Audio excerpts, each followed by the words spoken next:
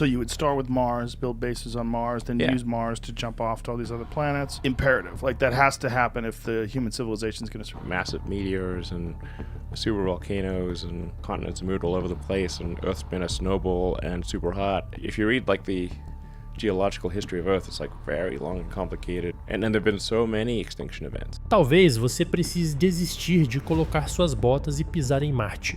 E não sou eu que estou falando isso.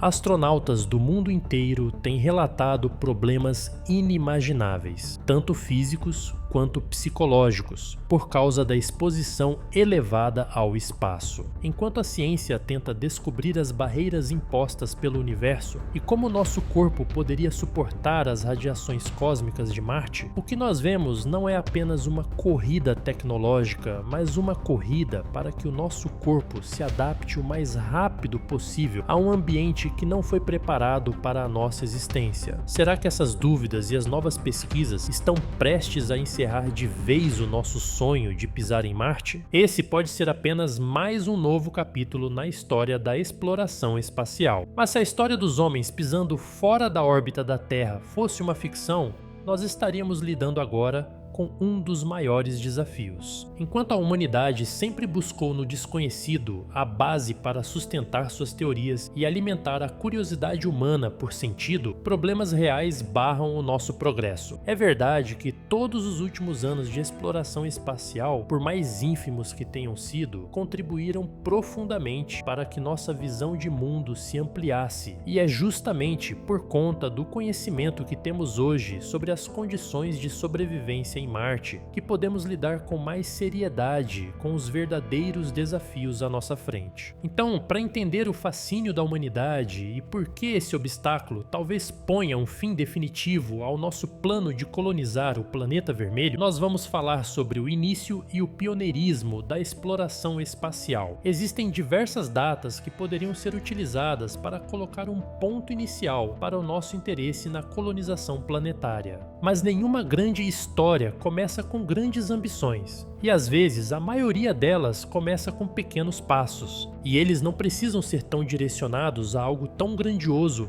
quanto a exploração de outro planeta. Às vezes começa aqui mesmo, com um pequeno foguete movido a combustível líquido no ano de 1926, sob a tutela de Robert Goddard. Seu nome para sempre estará na história da exploração espacial por conta do seu feito inédito. Esse é o primeiro lançamento bem sucedido de um foguete e marca de maneira promissora o início do interesse da humanidade em desafiar aquilo que a gente já tinha provado que era possível desafiar. É a primeira vez que os nossos limites conhecidos se tornam transponíveis em algum nível. O lançamento oficialmente teria ocorrido em março daquele mesmo ano. Pode parecer algo bem simples dentro dos parâmetros atuais, mas naquela época, um foguete com lançamento bem sucedido, atingindo uma altitude de aproximadamente 12,5 metros a uma velocidade média de 97 km por hora, era um feito inimaginável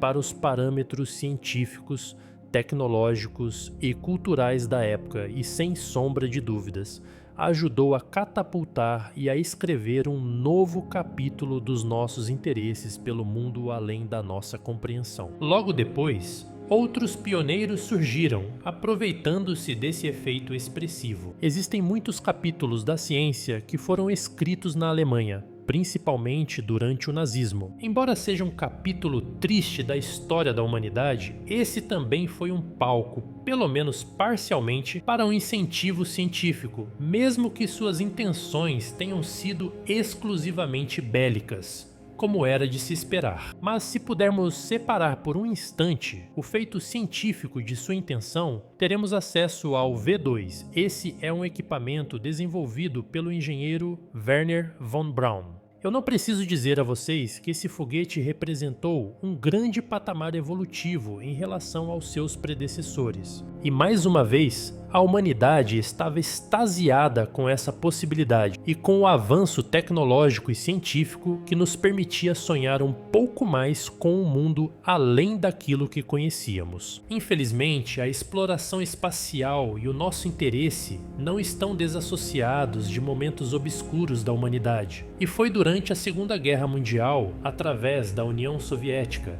que capturou o V2, que outra história começou a ser escrita, inaugurando o que nós conheceríamos anos mais tarde como a corrida espacial com os Estados Unidos. Essa captura e o conhecimento adquirido ao longo dos anos fizeram com que, em 1957, essa mesma União Soviética desse um passo ainda mais ousado em direção a algo próprio. Era a criação do Sputnik 1, que viria a se tornar reconhecidamente o primeiro satélite artificial da história da nossa humanidade.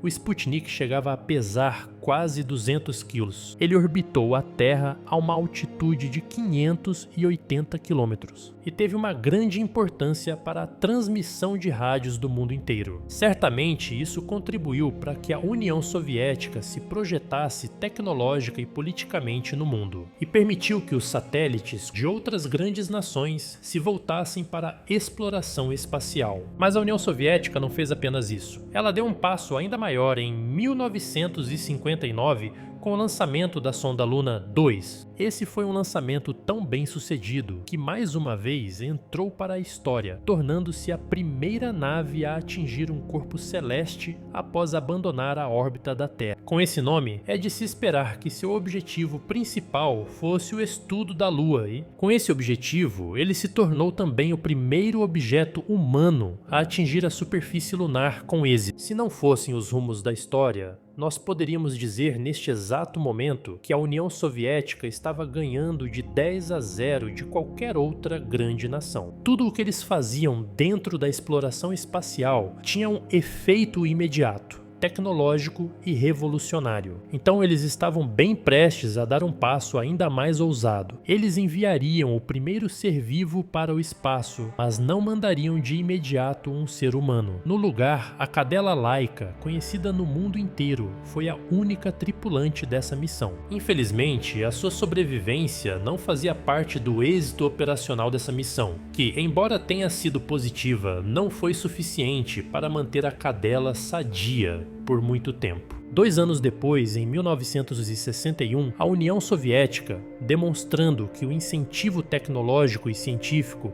acaba trazendo frutos vindouros, revelou à humanidade mais um grande pilar da exploração espacial na figura dos heróis soviéticos. Seu nome era Yuri Gagarin. Diferente da cachorra Laika e com muito mais tecnologias envolvidas e estudos avançados, ele se tornou o primeiro ser humano a orbitar a Terra dentro da espaçonave Vostok 1. Tudo isso aconteceu no dia 12 de abril do ano de 1961. Sua viagem não foi duradoura. Na verdade, 108 minutos o separaram da Terra, do espaço e de seu retorno ao nosso planeta, a uma altitude de 327 quilômetros. A partir desse feito da União Soviética, a humanidade percebeu o que era possível. O impossível começou a se dissolver diante dos nossos olhos. Em 1963, a primeira mulher foi enviada ao espaço, novamente pela União Soviética, a bordo da Vostok 6, apenas 2 anos após a primeira missão dessa espaçonave. Seu nome era Valentina Tereshkova. Ao todo, ela fez mais de 48 órbitas ao redor da Terra durante sua missão.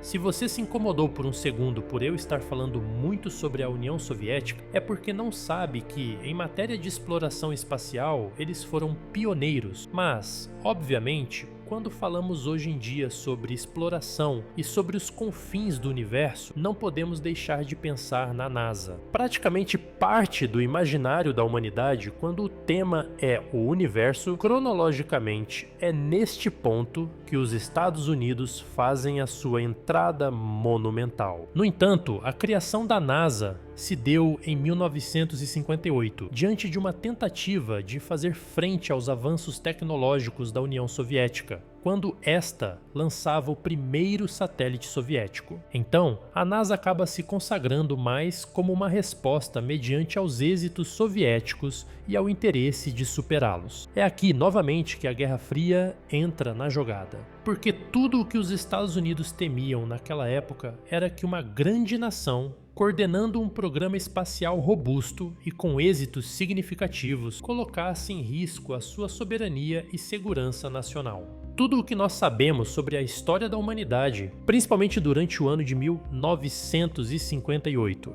é que tudo o que impactava o mundo trazia insegurança ao estilo de vida americano, e ver um país vizinho que ideologicamente rivalizava diretamente com o estilo de vida americano avançar tecnologicamente e cientificamente como nenhuma outra nação havia feito se tornou uma obsessão. Tanto que foi o Congresso dos Estados Unidos que aprovou uma lei naquele ano de 1958 e permitiu a criação da Agência Nacional Americana. Agora, o grande diferencial dessa nova agência criada pelo Congresso era que eles tinham um investimento financeiro altíssimo e lidavam com um pânico social absurdo. 11 anos depois, eles estavam colocando em órbita a espaçonave Saturn V, na Flórida, com 3 astronautas a bordo. Falando assim, parece que eu não estou falando de nada historicamente conhecido no mundo inteiro. Talvez os seus nomes tragam algo à sua memória e vocês saibam exatamente de qual missão espacial eu estou falando.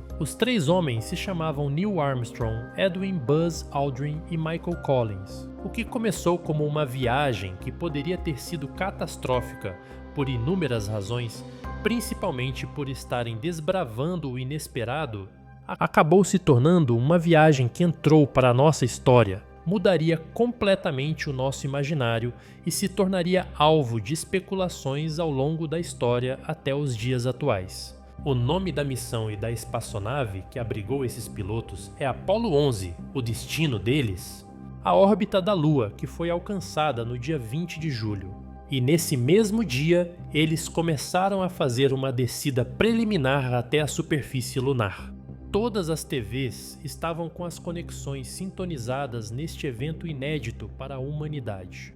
Pode parecer uma coisa muito simplória hoje em dia, principalmente com todas as teorias conspiratórias que existem, mas se você fosse um jovem, principalmente americano, sentado na sala de estar da sua casa, assistindo a esse evento pela televisão em 20 de julho de 1969, beirando quase às 9 da noite, você veria o módulo lunar Eagle pousando na Lua. Esses homens, especificamente Armstrong e Aldrin, que estavam dentro do módulo lunar, passaram 2 horas na superfície lunar. O trabalho deles não era uma exploração aleatória e desprovida de intencionalidade. Eles tinham que coletar amostras do solo e colocar instrumentos científicos para fazer coletas de dados importantíssimas para a ciência. E ao mesmo tempo, tinham que lidar com um feito inacreditável que nenhum outro homem ousou fazer ao longo da nossa história até hoje. 4 dias depois, a Apollo 11 estava retornando à Terra, no Oceano Pacífico. Dessa vez, os Estados Unidos tinham deixado uma mensagem muito bem clara para qualquer outra nação.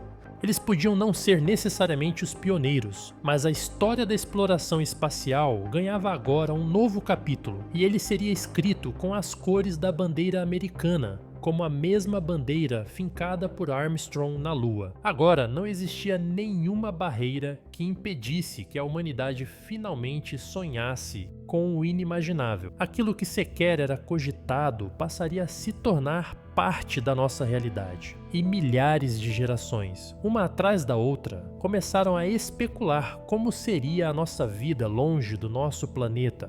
Algo que seria impossível sem a audácia, a criatividade e a ousadia desses homens e mulheres. Mas o sonho de explorar o mundo começou a ganhar contornos mais práticos. Se fôssemos morar em outro planeta, qual seria esse planeta? Teríamos que entender de maneira bem profunda qual deles poderia abrigar a vida humana, quais seriam as reais possibilidades de sobrevivência em um ambiente completamente hostil e desconhecido. E foi assim que, ao longo da nossa história, através da ficção científica, da literatura e do imaginário humano, Marte se tornou um alvo em potencial. E como um alvo em potencial para abrigar a nossa futura casa, nós começamos a pensar em construir uma estação espacial. Essa seria a nossa base. E ela começou a ser construída há mais de meio século. E acredite se quiser, não foi pelos americanos novamente, essa é uma ideia dos soviéticos. Porque enquanto os Estados Unidos estavam fazendo o inimaginável, a União Soviética, em 1971, lançava a Estação Espacial Salyut 1. Se pisar na Lua ficava bonito na TV, esse feito era diferente porque ele mostrava algo ainda mais surpreendente sobre os nossos limites e sobre a exploração espacial no futuro. É como se pisar na Lua fosse mais grandioso pela publicidade gerada, mas não tivesse um impacto científico tão grandioso quanto o lançamento de uma estação espacial. Seu plano era audacioso, sendo o primeiro esforço diretamente voltado à prolongação da vida humana fora da Terra. A estação permitiria a nossa subsistência nesses lugares por muito tempo. Ela também tinha o objetivo de testar os efeitos nocivos da radioatividade daquele ambiente no corpo humano, diante de uma exposição prolongada àquele território. Embora tenha sido uma missão bem-sucedida, inúmeros problemas técnicos impediram que a estação se tornasse ainda mais promissora. Uma das mais impactantes foi a dificuldade de se manter um suprimento de oxigênio por muito tempo, mas, como um esboço científico, ela pavimentou novas pesquisas e é, de certo modo, um avanço inigualável na exploração espacial das mãos dos soviéticos que já tinham contribuído profundamente. Depois foi a vez dos Estados Unidos, através da NASA, desenvolverem o programa de ônibus espaciais, conhecido pelo Columbia. Esse projeto já era um passo ainda mais adiante e tinha como pressuposto, pelo menos em teoria, o transporte de tripulações e cargas para o espaço, permitindo que as missões não se desgastassem com peso excessivo e a utilização de equipamentos que poderiam ser operados por humanos. Era basicamente um ônibus espacial que tinha como objetivo economizar espaço e ganhar eficiência. Durante toda a sua existência, ele fez 27 missões e ajudou a colocar satélites em órbita, realizar experimentos científicos e a construir a Estação Espacial Internacional, conhecida como ISS. Sua contribuição foi extremamente necessária e representa um novo patamar de abertura para a exploração espacial. Mas, na história dessa exploração, existiram também perdas e retrocessos que, ao mesmo tempo que chocaram o mundo, representaram um revés significativo. É o caso do ônibus espacial Challenger, que, em 1986, poucos segundos após o lançamento, explodiu, deixando milhares de pessoas assustadas em frente à TV. Até hoje, esse é um trauma dificilmente discutido nos Estados Unidos. Mas, obviamente, esse é um trauma que poderia ser de qualquer pessoa, em qualquer momento, em qualquer país. Essa espaçonave levava 7 tripulantes. Obviamente, não houve sobreviventes. Uma das principais razões para que essa falha ocorresse, 73 segundos após seu lançamento, foi um problema na vedação do foguete, causado pelo frio extremo na manhã daquele dia, especificamente. Os anos 90 foram de grandes estudos e esforços, tanto da NASA quanto de outras grandes nações, para não cometer os erros do passado. E esses esforços nos trouxeram até aqui a tragédia da Challenger, e outros acidentes serviram como lições brutais, forçando a engenharia a evoluir, a se tornar mais segura, mais robusta. O foco, por décadas, foi vencer a máquina, a física, o lançamento. E então surge uma nova era, liderada por figuras como Elon Musk e sua SpaceX. De repente, os foguetes não explodem mais, eles pousam sozinhos. O custo da exploração espacial, antes astronômico, começa a cair drasticamente. O sonho de Marte, que parecia uma fantasia distante, de repente se torna um plano de negócios, com cronogramas e protótipos sendo construídos no deserto do Texas. A tecnologia, o grande obstáculo de Goddard, Von Braun e da NASA, parece estar finalmente ao nosso alcance.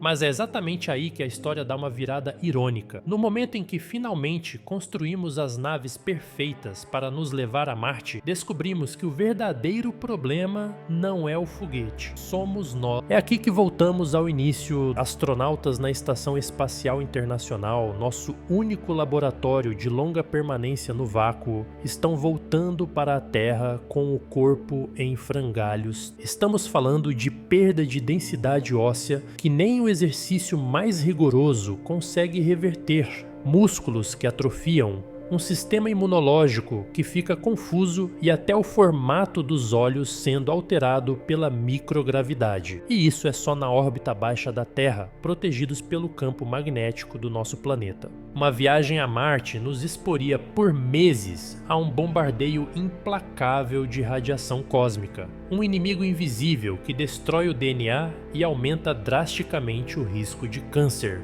Some a isso o impacto psicológico de estar confinado em uma lata por meses, a milhões de quilômetros de qualquer ajuda, olhando para um ponto azul cada vez menor no céu. O sonho de colonizar Marte, portanto, não está morrendo em uma explosão na plataforma de lançamento, como a Challenger 7.